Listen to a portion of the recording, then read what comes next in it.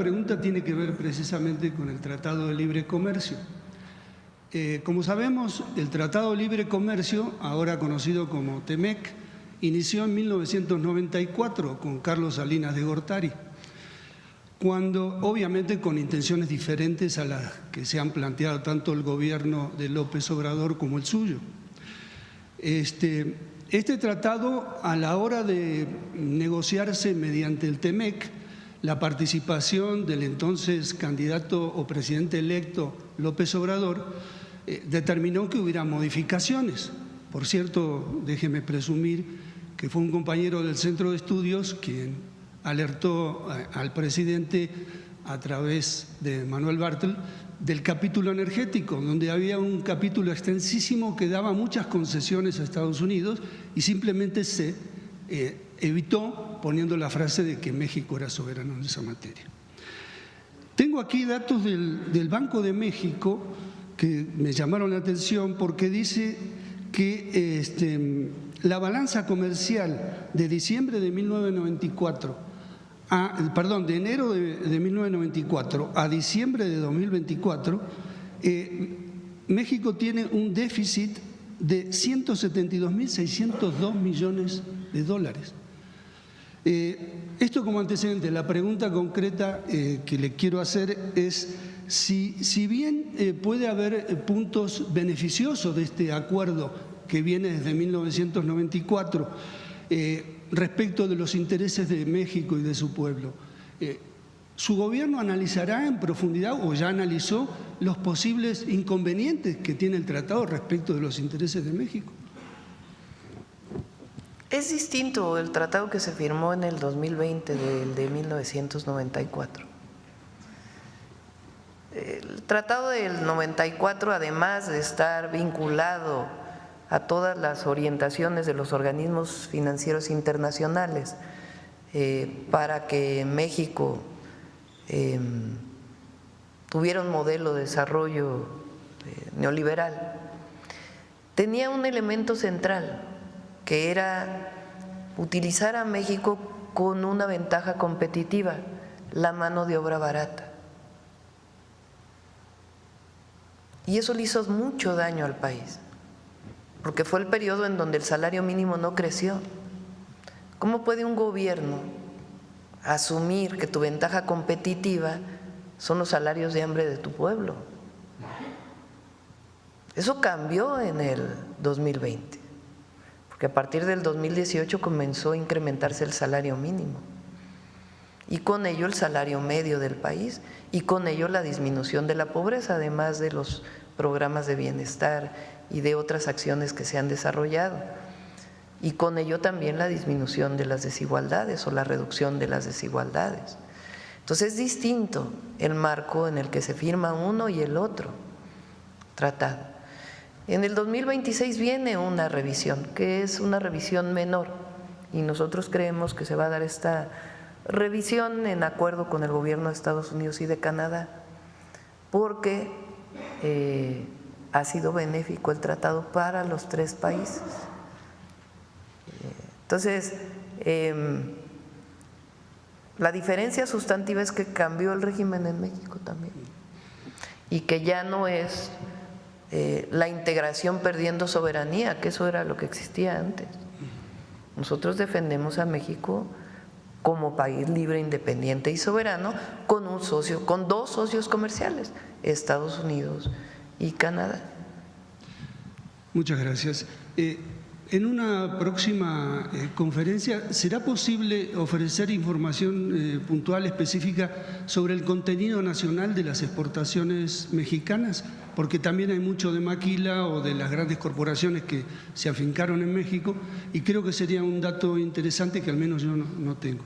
Sí, es distinto también porque se apostó por la maquila en la época del primer tratado. La maquila entendida como, de nuevo, se importa todo de Estados Unidos, se maquila en México porque hay mano de obra barata y se exporta. Ese era el objetivo de entonces. Ahora no, la inversión extranjera directa tiene cadenas productivas en nuestro país. Una de las mayores inversiones en México ha sido la industria automotriz de empresas de Estados Unidos, que tienen cadenas productivas en México, es decir, hay acero que se produce en México, hay vidrio que se produce en México, hay componentes de autopartes que se producen en México por empresas nacionales. Lo que queremos nosotros pues es aumentar esa cadena productiva de producción nacional, incluso desde las pequeñas y medianas empresas para la fabricación final de distintos bienes y también de servicios. Entonces, es distinto.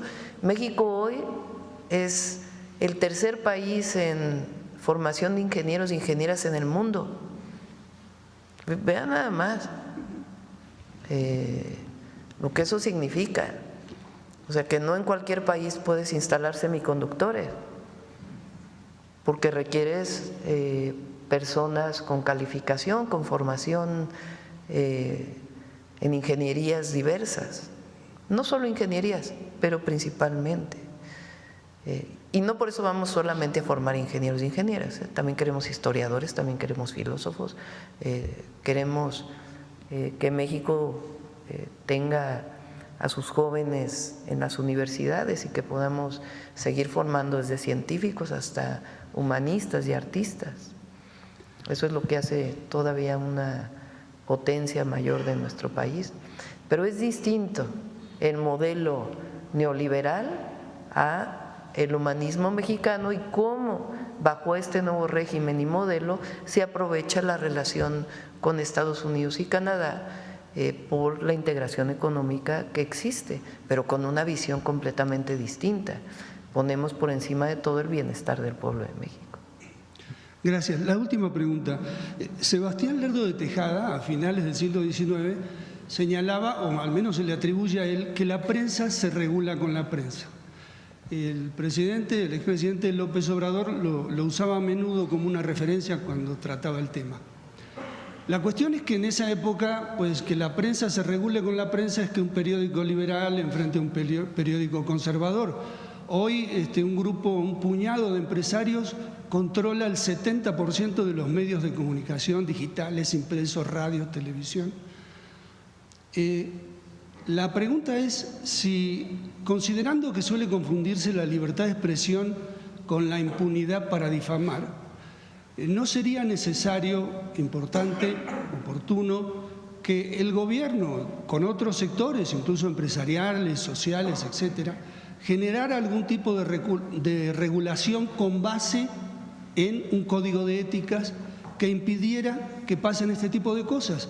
Que un presentador diga que va a informar y lo que está haciendo es opinar, y que difamen a personas que luego no tienen el espacio para poder responder a esa difamación. Gracias. En este caso es mejor equivocarse con la libertad de expresión, no a la censura, no a la censura. La libertad de expresión es esencia de la democracia. Nosotros, ¿a qué vamos? A la revolución de las conciencias. México hoy es un pueblo de los pueblos más politizados del mundo, a pesar de que una buena parte de los medios de comunicación actúan en contra. ¿Cómo fue que sacamos 36 millones de votos con las campañas en contra que tuvimos en redes sociales y en medios de comunicación y en toda la comentocracia?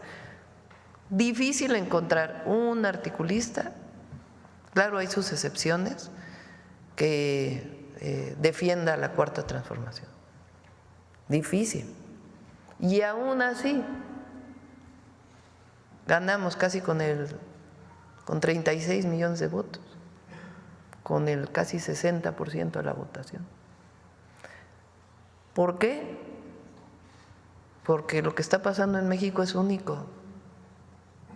Aquí es que los que gobernamos desde el presidente López Obrador y ahora venimos de un movimiento social, no llegamos impuestos por nadie y seguimos luchando desde el lugar donde estamos. Entonces, además ahí están muchos de ustedes que ayudan abrir el debate, a poner otros puntos de vista sobre la mesa, todos los medios llamados alternativos. Ya no es lo mismo que antes, donde lo que se decía en la radio o en la televisión entraba como la verdad absoluta. Y también los medios públicos están haciendo su parte, que no son medios gubernamentales, son medios públicos. Y tienen que fortalecerse los medios públicos, que es parte de lo que queremos hacer ahora. Y también hay muchos medios que han aprendido, también, que así como iban, pues lo único que hacían era perder televidentes, se dice, audiencias. Con el caso de Elon Musk y Trump, me vino a la mente aquello que comentó López Obrador respecto de que un paisano le dijo que así como se separó el poder de la Iglesia del poder del Estado, se separara el poder económico del poder político. ¿Valdría la pena considerar separar también el poder mediático del poder político? El poder mediático, bueno, aquí está separado. Vamos con la última. Acá. Gracias, Presidenta. Buenos días, Karina Vargas, de Reporte Índigo. Preguntarle en un primer tema, este plan de gobierno federal ante un posible éxodo de connacionales a México, ¿qué acciones en materia de seguridad contempla? ¿Se reforzará la seguridad en los estados fronterizos o en los municipios donde hay mayores índices de violencia o inseguridad? Es parte de la estrategia de seguridad, no hay alguna cuestión en especial. Lo que sí, pues, es esta recepción que vamos a darle a cualquier mexicano o mexicana que regrese a su país. En cuestión de extorsiones, en fin, ¿no se tiene preparado ningún plan en específico para evitar? Es lo que estamos haciendo en todo el país, se está trabajando todos los días para la construcción de la paz y la seguridad en nuestro México. Okay. ¿Quién coordinará este plan, Presidenta? ¿Directamente el Gobierno federal con los estados y municipios? La Secretaria de Gobernación, pero justo en el encuentro nacional municipal que hubo la semana pasada tuvimos oportunidad de platicar con diferentes presidentes municipales justo de algunos municipios fronterizos y algunos ya se preparan para esta llegada de connacionales. Están coordinados con sus gobernadores y gobernadoras. Muy bien. Sobre la tarjeta Bienestar Paisano, ¿de qué ramo del presupuesto federal vienen los recursos para estos apoyos? Es el ramo de… Cuando hay alguna emergencia, alguna situación, siempre hay recursos disponibles. Y a lo mejor parece poco recurso, pero es que les vamos a dar un apoyo integral y además, si no tienen ellos recursos, además de llevarlos a su lugar de origen, si eso es lo que desean, que puedan tener por lo menos algo para el traslado. ¿Será una entrega de una sola ocasión o se va a hacer periódicamente? Sí, por lo pronto sí. Y vamos a esperar a ver cómo se dan las cosas. Muy bien. En un segundo tema, preguntarle si ya hay fecha para que se realice la transición en el Instituto Nacional de Migración entre Francisco Garduño y Salomón César. Sigue el proceso de transición por obvias razones. Nosotros pues tenemos que mantener pues la estrategia que traemos. Y se está en este proceso de transición, están trabajando juntos en este momento. ¿En qué estado se encuentra el instituto, Presidenta, ante este reto migrante? Trabajando, como siempre. Muy bien. Presidenta, en Reporte Índigo se publicó una nota el fin de semana sobre un contrato que otorgó justo el Instituto Nacional de Migración el 1 de enero de este año a la empresa operadora de comedores saludables SADCB por 154.525.862 pesos, con una vigencia hasta el 31 de marzo de este año. El motivo del contrato es para atender una eventualidad por caso fortuito o de fuerza mayor, limitada a lo estrictamente necesario para afrontarla.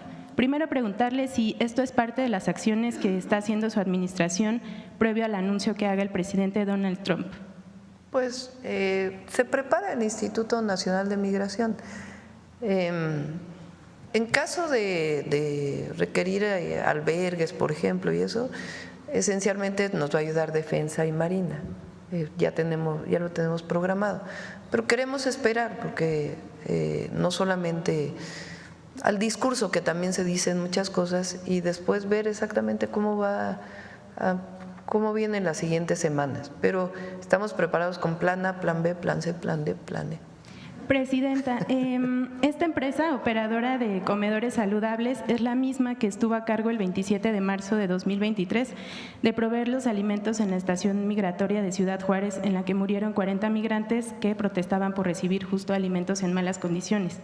A partir de esto, preguntarle cómo la asignación de este contrato que se hizo este año a esta empresa en particular, pues ayuda con la transformación profunda del organismo que anunció usted recientemente. Pues vamos a revisar y que revise la Secretaría Anticorrupción. No creo que haya problema, pero que revise la Secretaría. Muy bien. Finalmente, Presidenta, saber si ya tiene un censo de cuántos connacionales han sido afectados hasta el momento por los incendios forestales en Los Ángeles, ya sea por desempleo